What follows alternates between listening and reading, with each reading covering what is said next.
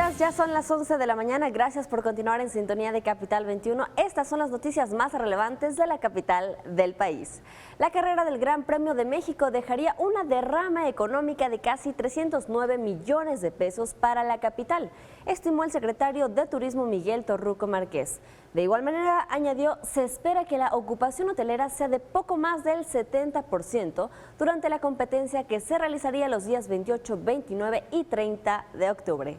El tránsito vehicular en la zona centro, oriente y sur de la ciudad será complicado toda vez que se esperan por lo menos 3 manifestaciones durante este miércoles, informó la Agencia de Gestión Urbana. Tome sus precauciones y anticipe su salida. El próximo domingo, el mercado de trueque se realizará en el Monumento a la Revolución, donde los capitalinos podrán intercambiar sus residuos sólidos por productos agrícolas sembrados en campos de la Ciudad de México. El evento iniciará a las 8 de la mañana y concluirá a las 2 de la tarde.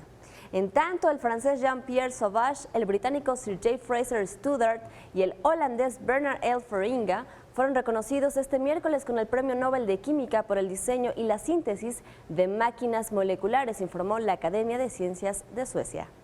De acuerdo con el último reporte de la Dirección de Monitoreo Atmosférico, la calidad del aire en estos momentos es regular al registrarse 51 puntos en la delegación Tláhuac.